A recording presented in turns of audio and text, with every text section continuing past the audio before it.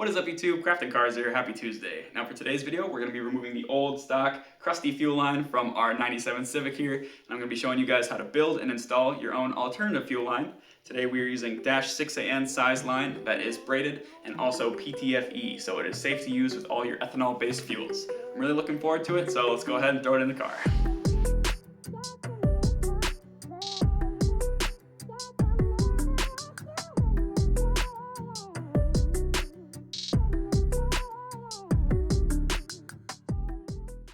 Now, just so you guys are aware, I am shooting with a different camera setup today. So I usually shoot these crafting cars videos with my old Sony Alpha mirrorless camera. This is the Alpha 5000 from I think like 2016 or something like that.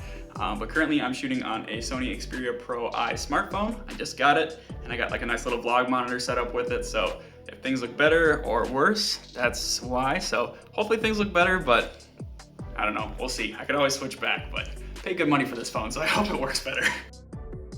All right, so one of the first things you're gonna wanna do is take off your gas cap to release any extra fuel pressure. Now, in order to access your brake lines and fuel lines on these Civics, you gotta take off the plastic track that runs along the length of the vehicle on the bottom there.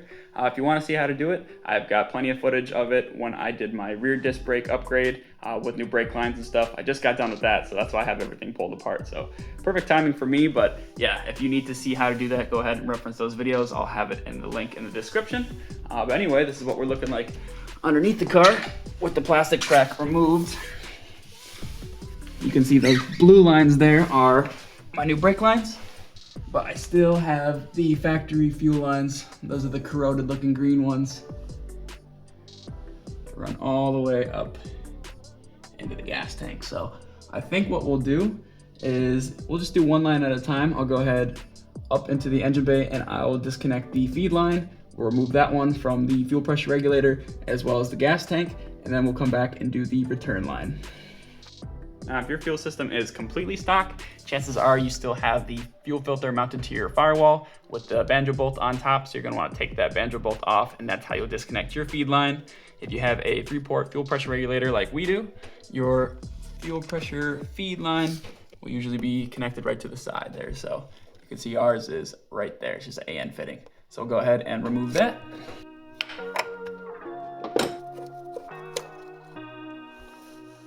All right, so now that we're underneath the car, I'm gonna go ahead and cut all the zip ties currently holding the lines up, and then I should be able to pull the feed line right down. I might just go ahead and cut this fuel line. The large diameter steel tubing, it's a little bit harder to bend and mold and pull out, so you don't wanna use like a cutoff wheel or anything that's gonna make sparks, because then you might catch on fire. Oh, there she goes. Ah! Grab the paper towels. There we go. All right, there's the feed line. All right, so we got all the zip ties cut off the feed line. Now you can see where it goes, snakes around, and then goes into that black line with the quick disconnect clip. I believe the other end of that line is inside the car underneath the access panel for the gas tank. So let's hop in the car and see if we can find it.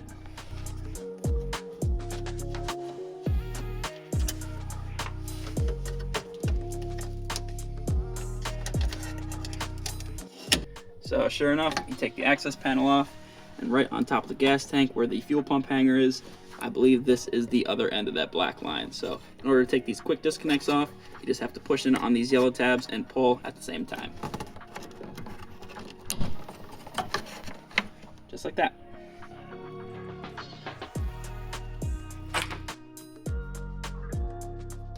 All right, so after we got that feed line disconnected, I had to go into work, so it is now the next day.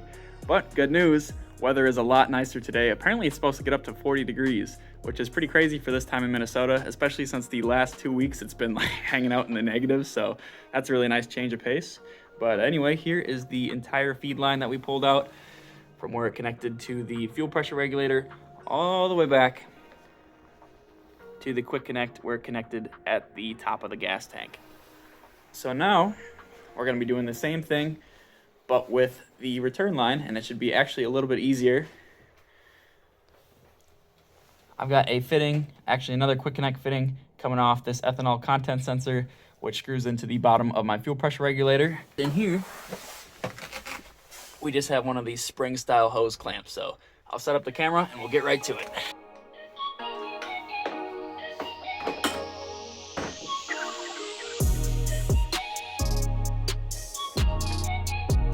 All right, so that's disconnected.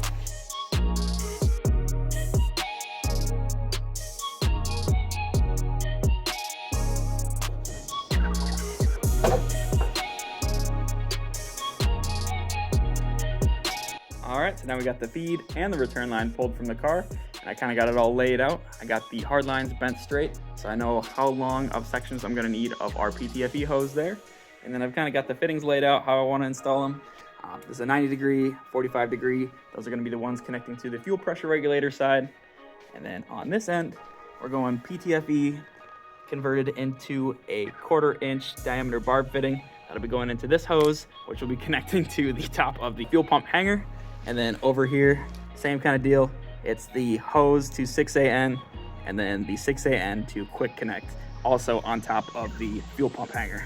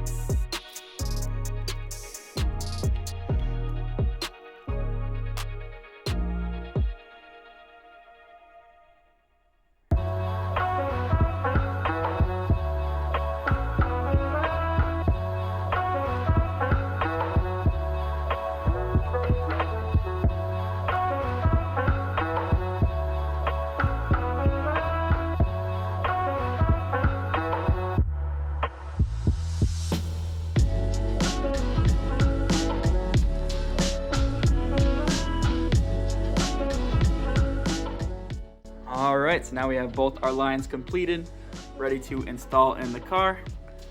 Very exciting. I can finally go ahead and throw out the old crusty brake line. And then I also just got done modifying this bracket as well. I said in previous videos when I was working on the brake lines that I wanted to modify this and reuse it, just to kind of protect the brake and fuel lines underneath the car.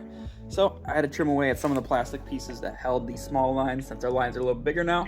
And then these brackets right here I had to change.